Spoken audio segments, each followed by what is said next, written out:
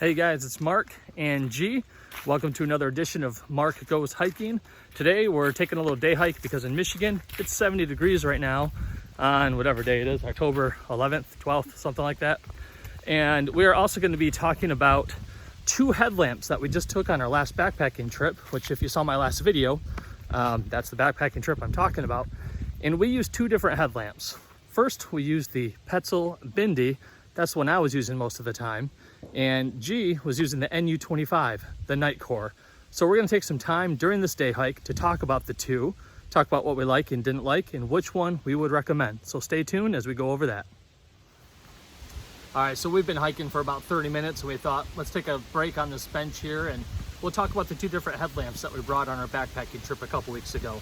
All right, so first thing about this review, I'm not gonna get into every little technical aspect of this. You can go to the websites to look at the tech specs on these things, all the specifications.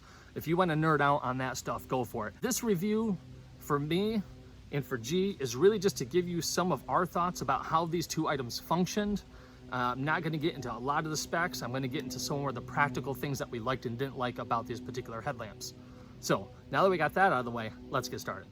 The first one I want to talk about is the Petzl Bindi, and then the second one we're going to talk about is the NU25, the Nitecore, probably the most popular Nitecore out there that people get.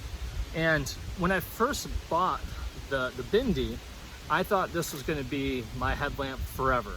It's rechargeable. It has a 200 lumen max, which frankly for backpacking is about all you need. And couple of features that I really like about this. One is that it's really light, and I love just the stretch cord headband. It makes it really compact. I can fit this thing in my fist super easily. I can actually close my fist on it. That's how small it is. Also, to prevent it from turning on in your pack, you can simply rotate it around, and you can cover up the button that way.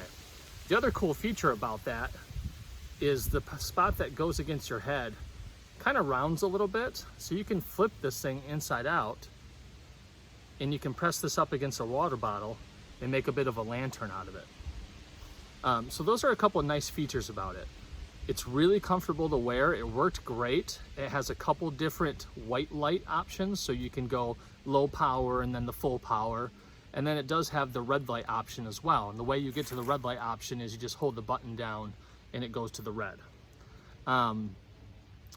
Otherwise you just click it to turn it on, and you get three different settings there. And then when it's on, you just hold the button down to get to the red light. So although this does have the red light on here, that was also the negative that I found with this particular headlamp, is that it only had one brightness setting for the red light, which you think that's probably fine, that's probably all you need, except it really wasn't very bright. I think the red light on the Petzl Bindi is really good for in your tent or in your hammock, or for just looking at something that you're holding in your hands. But as far as seeing out in any kind of distance at all, I mean even walking around the campsite, it really did not provide a whole lot of light at all.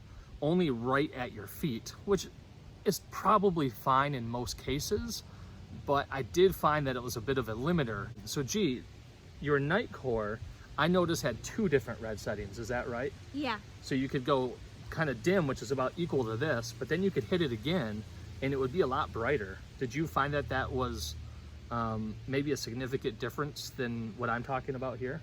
Yeah, it was really easy to find my sticks and then find my way back to the tent. Oh yeah, because you were finding sticks for a fire while I was getting my hammock set up. Yeah. So you found that gave you enough light to walk around the campsite. Yeah. Yeah, I noticed that with that red light, that when she was walking around, it looked a lot brighter.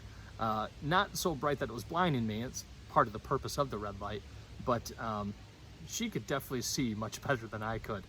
So I actually used the Nitecore, well, the week after we went backpacking, when we went camping. And I was using that a little bit just to test it out at night, walking around and doing some cooking with it as well. And I noticed big difference between the Bindi and the Nitecore. So let's go ahead and talk about the Nitecore a little bit. So was this comfortable to wear? Yeah. Okay, so instead of the stretch cord, that the Bindi has. This one's got an actual strap that goes around your head. It's very elastic, easy to adjust. Not quite as easy as the Bindi, because the Bindi you just squeeze and adjust. But honestly, it's not that hard. You just have to pull the strap and it adjusts. Super simple. It seems like it's a little heavier because of that strap, but it's really not.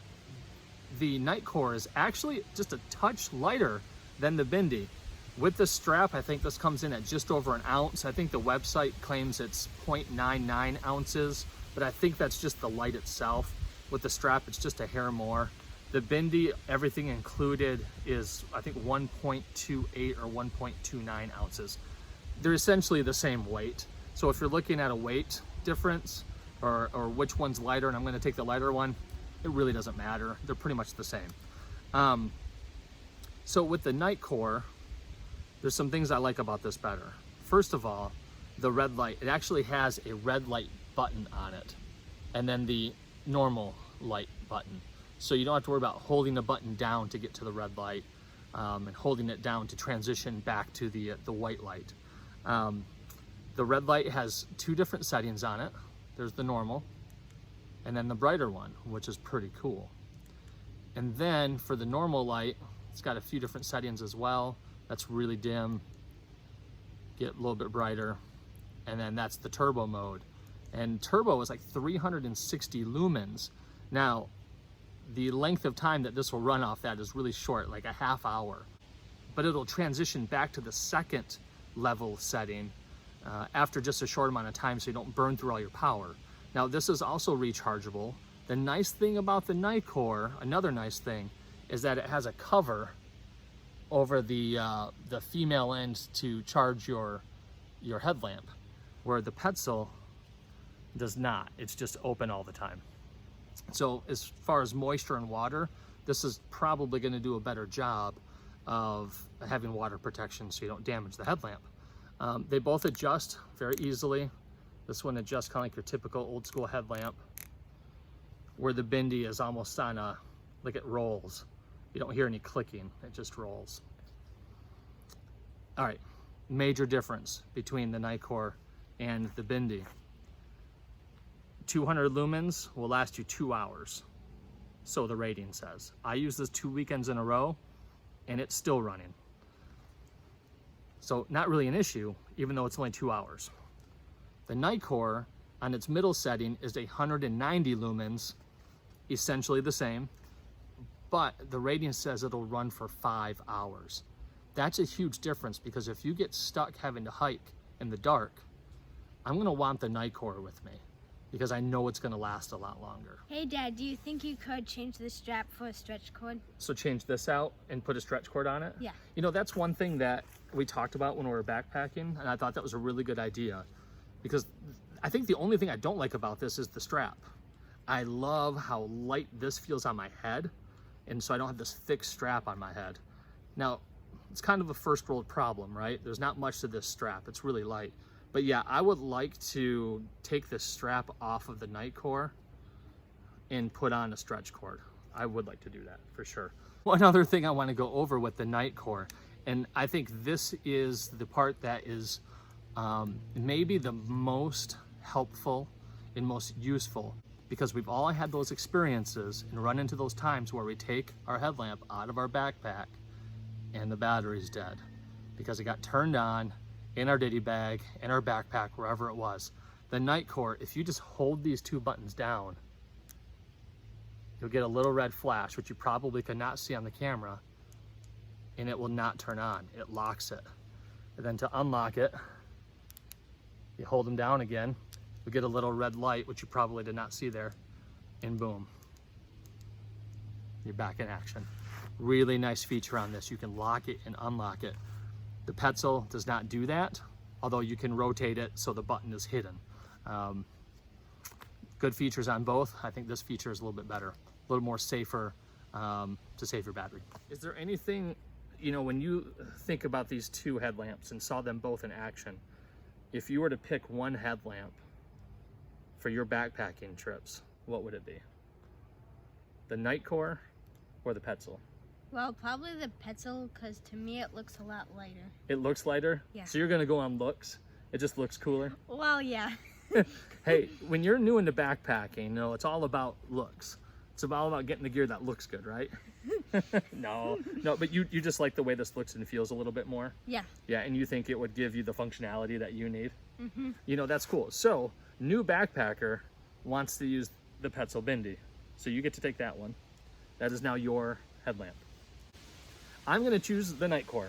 So this works out perfectly that you like that one and I like this one, because that one's yours now and now this one's gonna be mine. So the Nitecore, definitely my new favorite headlamp. This is the one that I would recommend. Nothing wrong with that one. You're gonna spend at least $45 though to buy this one. This one I've even seen on sale for in the 20s, but I think they typically run about $35, $36. So you're gonna save at least $10 getting the Nitecore, and I think you're getting you're gonna get more functionality, and you're gonna get more longevity out of one charge for your light. And if I can get the shock cord on here, the stretch cord, that's gonna be total money. So, are you just giving this to me? But yeah, I mean, that's your headlamp now. So you started backpacking, right? So you need some gear. So there's your first headlamp, officially yours. Cool. Deal? Awesome. All right, guys, if you liked this video, if you found the information between the Petzl and the Nitecore helpful, give this video a like, consider subscribing to the channel. If you want to see more videos of G and I doing some videos together, make sure you comment on that, and we'll make sure that we continue to do some videos together, especially as we continue to get some backpacking trips under our belt together. All right, guys, thanks for viewing, and take care. Say bye. Bye.